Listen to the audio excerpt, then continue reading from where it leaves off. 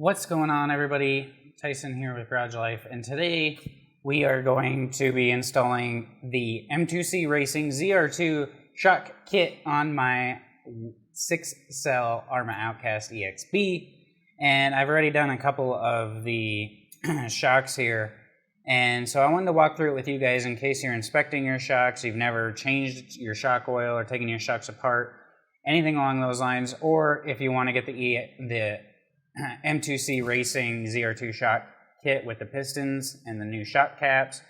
I like it. It's an emulsion style, zero rebound. It's great for bashing. So I'm switching my shocks out to that. I've already done it on my Creighton. And so now I'm doing it on my Outcast. And this all came about because my Outcast was being weird, so I was taking the diffs apart. I threw out a dog bone out of the back, kept throwing it out, so I was like, all right, I'm getting the M2C Racing out drives. Took my diffs apart, they were bone dry and destroyed on the inside, and this thing's only been ran like 5 or 6 times, so I figured I'm going to throw this shock kit on while I have the truck apart. So I'm going to walk you guys through that today. So here I have a front shock that I took off my Outcast here. I haven't done anything with that, I took that off. Here we have, when you get the M2C Racing ZR2 shock kit, it comes with 4 shock caps that look like this, 2 white pistons that look like this, 2 black pistons, 4 thick O-rings like this, and then 4 thin O-rings like this. And I'm going to show you how to assemble that, take apart your shock, and how everything goes to get you the emulsion style, zero rebound M2C Racing shock kit. So first things first, I'm just going to prepare the few M2C Racing things that I have. So I'm going to take a 1.5 millimeter Allen. I'm going to take out the bleeder screw on the shock cap. I'm going to twist that out and put it in a safe spot so we don't lose that. I'm going to take the thick O-ring that you get. You're going to get 4 of these thicker O-rings. It almost looks like an O-ring that would go in your garden hose. And that's going to go on the shock cap. Make sure you don't forget to put that in. So I do that first, just so I don't forget, because there's nothing worse than having a full shock of oil and you want to go put the lid on, and then a shock cap on, and you don't have the O-ring in, and now you're trying to balance not spilling a shock full of oil and get this O-ring in the lid. Now you can put a little bit of grease in there if you want, or shock oil just to lube it up. That's up to you. I find that I can do it just fine without hurting the O-ring. Now, on the piston here, you can see around the outside of the piston is a bevel here. And what that is for is right here you have this O-ring. So this is going to go around the outside. And it goes on really easy. Just be gentle with it. Make sure it gets in that all the way around. And basically what this does is it's going to tuck up against the shock walls of the shock body. And on the bottom side here, you can see there's holes and there's little grooves. I don't know if you can see that on here or not, but there's holes. And those are 1.3 millimeter holes. These are for the front. White goes in the front. Black goes in the back. I remember black back, white front. And then the little rectangular divots in there, those go all the way through to where this O-ring is, so the when it's going down, the oil is going up through those and pushing the O-ring out against the shock wall, creating resistance. So you want to make sure that those holes and ovals are going down. So if you're looking at them, the more holes and ovals that you see, that goes down on the bottom of the shock, and we'll talk about that more here in a second. But the next step, now that I have the O-ring around the piston and the O-ring in the lid, I need to take apart this shock. So put this in the cap in the palm of your hand, squeeze the spring up like that. You're going to have the collar down here, and you can slide that up and off of the shock. Then your spring will come off. And as you can see here, I have a destroyed shock boot. Right? It's got holes in it. I don't have any new ones. I'm not replacing these today. I'm going to reuse these. The issue with that is you could get dirt and grime in your shock shaft, and it's not as protected. But we're going to disregard that because that's not what I'm changing today. So to get this off, you could gently pull, and sometimes it'll pop down off of this collar up here. I don't want to pull too much because mine's got some holes in it. So what I'm going to do is it's kind of like a balloon, but I'm going to kind of squeeze it around up here. And once it's squeezed, kind of grab it and then pull it down. So as you can see, I don't know if you saw that or not, but I'm going around squeezing the excess all up towards the top, creating a bubble around the collar, and then pulling down, and there you have it. It slides right off. So now we have this. I'm going to turn it inside out and just slide it down the bottom of the shaft. I would recommend replacing these if your shock is old. Mine only have about 5 runs on them. And I didn't order any, and I want to show you guys this video. I've never run like dust boots or anything like that in the past of any of my vehicles, and I've been doing RC a long time, and I've never really had any problems with it. So I don't know that I'm necessarily a believer 100%, but it comes with them on, and I'm just a basher.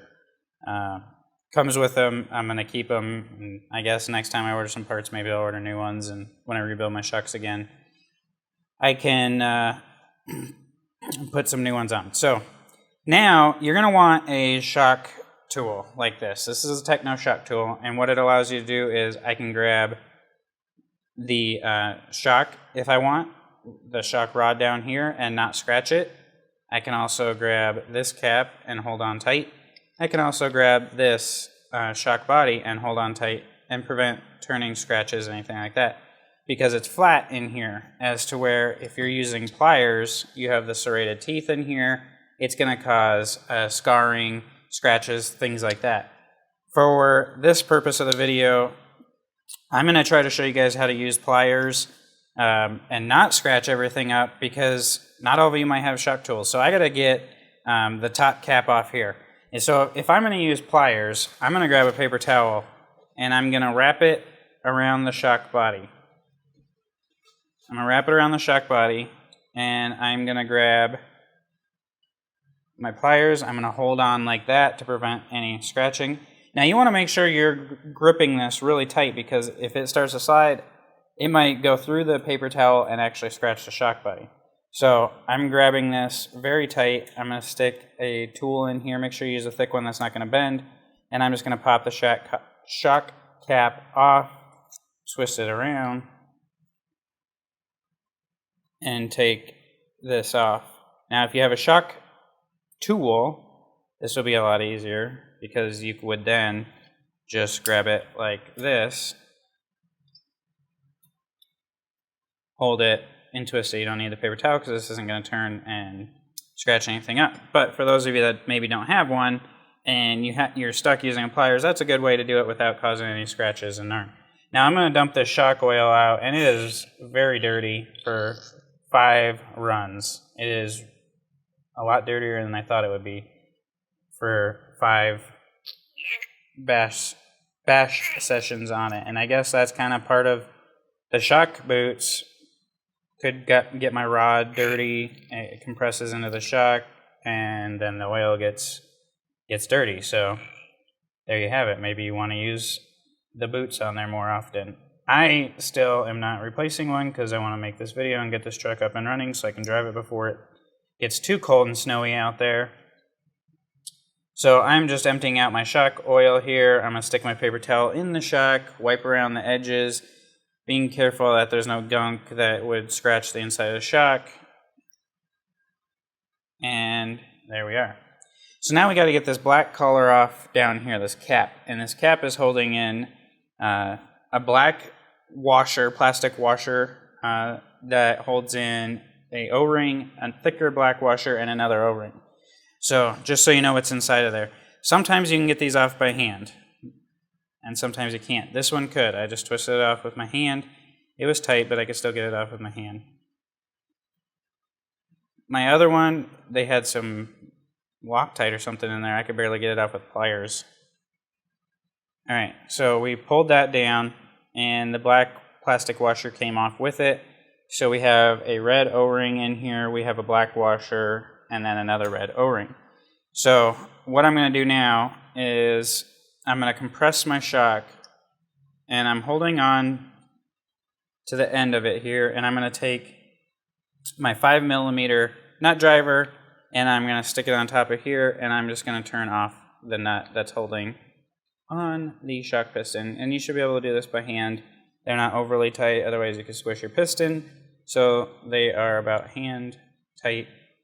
And I got the nut out, it's in here. And so now you can pull your shock shaft out the bottom. Be careful, don't just yank it out, because you got O-rings in there and there's threads on the shaft. So you could damage your O-rings. So you're going to want to get down to the bottom and just gently pull it out. Now we have our shock shaft here.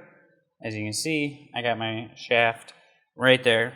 Think what you want, it's my shock shaft. And now I'm going to turn this upside down on a paper towel and just kind of tap it a couple of times. I want to get that piston to come out. And there is a washer that goes with the piston too, and I'll show you how that all goes back on. Now, sometimes they slide right out, sometimes they don't. So this one's not. So what I'm going to do is I'm going to get the O-ring and the 2 O-rings and the black washer out of the bottom of this. Now you want to be very careful because it's an O-ring, right? And you could damage it. They come out very, very easy. So I'm just taking something sharp. I have an X-Acto knife. I should be using a pick because it's a lot less damaging, but they come out so easy. So there's a red O-ring that's coming out. Then we have a black washer that is pretty thick. You can see that here. Black washer come out from the shock. And then we have another red O-ring in there. And again, be careful not to touch the sides or you could damage the shock shaft. A pick or a toothpick would probably be the best bet to do this. Now, my piston still didn't come out, so I'm going to take something small, and I'm going to go right inside this hole, and I'm just going to tap the shock piston just so it comes out, and you can see that it dropped out on my desk here. And on one side of it is a metal washer right here. So you have a flat metal black washer here. Now I'm going to wipe this off, and I'm going to set it down with my O-rings here so I don't lose it. And I'm going to take a paper towel, should get a clean one, and stick it in and just keep kind of sticking and twisting until it gets down to the bottom. And you'll know when it's at the bottom. You'll probably feel it get the bottom, but you can see right on the bottom of the shock here. And I just keep twisting it around. I'm just going to clean the inside, get all the excess oil out, all the dirty oil out, and then just kind of inspect it. It looks pretty clean in there. Do the same down here. And there we go. So now it's time to reassemble our shock. So you have your shock shaft. And what we're going to do first is we're going to lube up the O-rings and the washer, put those back in the bottom, and then we're going to slide our shock shaft through the bottom. But what you want to know is once it's in the shock body, you want to get this washer on the shock shaft like that. And then you're going to take your white piston with all the holes facing down. The majority of the holes, the side that has the most holes goes down, and that's going to go on the shock shaft like that when it's in the shock body. And then you're going to twist your nut on. So I'm going to take those off. This is how it's going to be when it's completed. It's going to be that direction. Take a little green slime.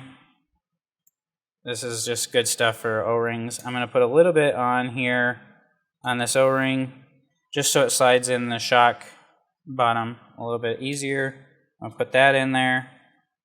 A little bit on this black washer. Throw that in. And I just have a little bit on my fingers, and I'm just rubbing it around on these washers, on these O-rings and washer. And then we're going to throw that one in. Now there is a black washer. It's still inside the cap here.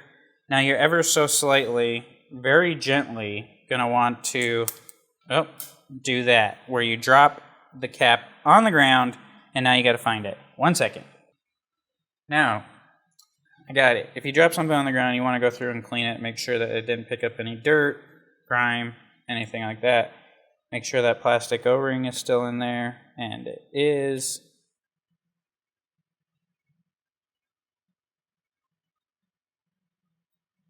So we're going to put this back on here. Now, ever so slowly, again, like I was saying, you're going to want to put this through. Be careful of the threads Just kind of, if you gotta wiggle just a tad to get it to pop through this O-ring. There we go. Now we're on to the next one, and there we go. So now this is in. Just wiggling ever so gently. I'm going to go stroke back and forth just a tad to get this lubed up, and then I'm going to twist this on, this bottom black cap on. I'm going to twist it on by hand. You should be able to tighten it up all the way to hand. There won't be any space, any gaps in between the body and this collar. You're just going to twist it on. It's tight with hand. So now we have that. Now be careful not to pull this shock rod back out. And now you have an empty shock body with a shock rod poking up. So I get little needle nose pliers, just like this, tiny little needle nose pliers, and I grab my washer around the outside. Now you don't have to grab it tight.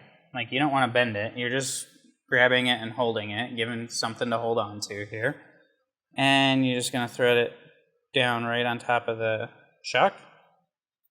And then this I do by hand, remembering that the side with the majority of the holes goes down. I believe it's also the side that's printed. There's a 1 and a 3 on here for 1.3 millimeter. I believe that's always printed on the side that has the majority of the holes that goes down. So I'm just going to slide that down on top of the shock rod. And then I'm going to take my nut. I'm holding the bottom of the shock with my pinky here so it doesn't push out. And I'm just going to turn this nut on there. And you really only have to go hand tight again. You don't want to over tighten this.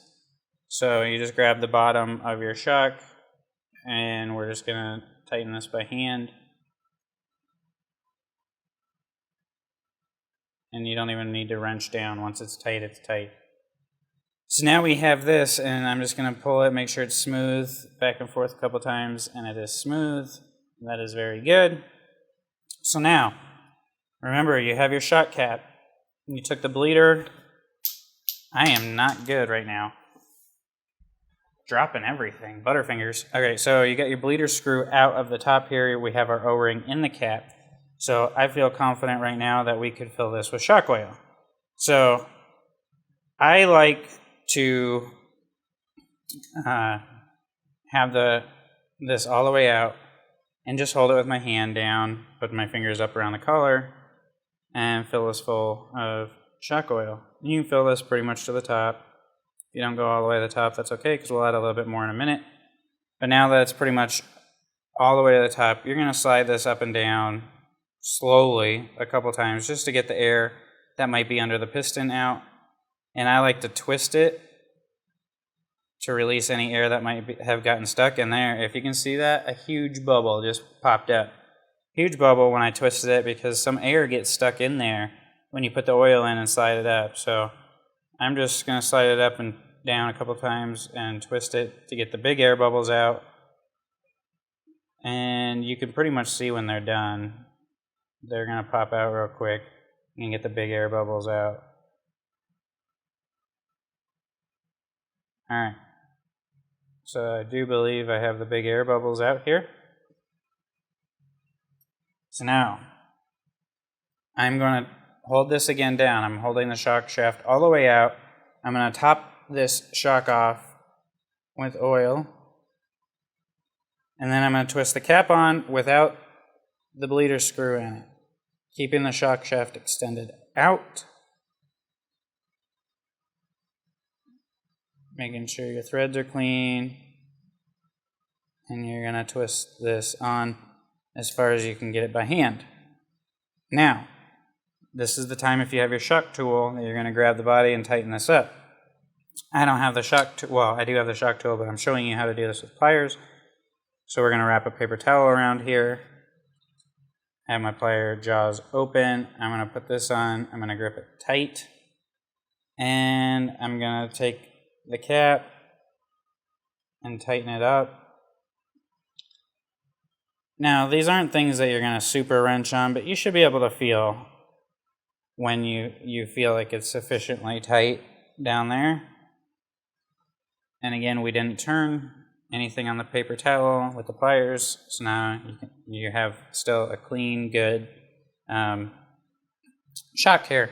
Now, we need to compress our shock slowly, and I'm going to put it in the palm of my hand. I'm going to compress it, so we're pushing the piston all the way up. I'm going to compress it all the way, and I'm going to grab the collar here, spring collar, with my fingers, and I'm going to hold this compressed. I'm going to take the bleeder screw, put it in while compressing the shock. I'm going to put this in. I'm going to tighten it up. Again, you don't have to torque tight. You'll feel this get tight. And now we have our shock that should be a zero rebound shock. So I'm going to pull this out a couple times. And once you pump this up a couple times, you're mixing everything around in there. It's going to feel really good. I'm going to put that in there. And you don't really want it to pop out. You see how mine's popping out? That's not what you want. You don't want it to rebound. So what I'm going to do is open up the bleeder valve.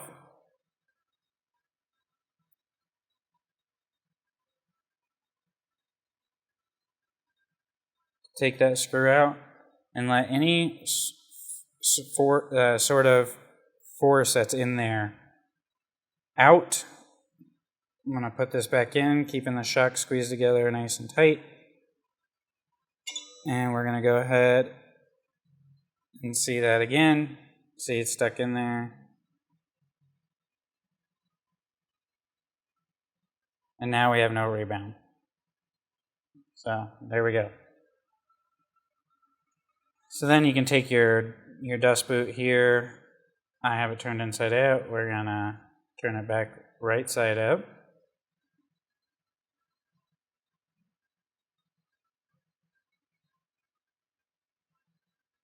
And you're just going to kind of push it and wiggle it up over that. It's going to kind of slide and grip on. Get that. I'm going to slide the bottom of the boot up like that. Put your spring on. Palm of your hand, compress the spring. Slide that on. Now these only go on one way. You'll see it when you do it, but there's a slit right here.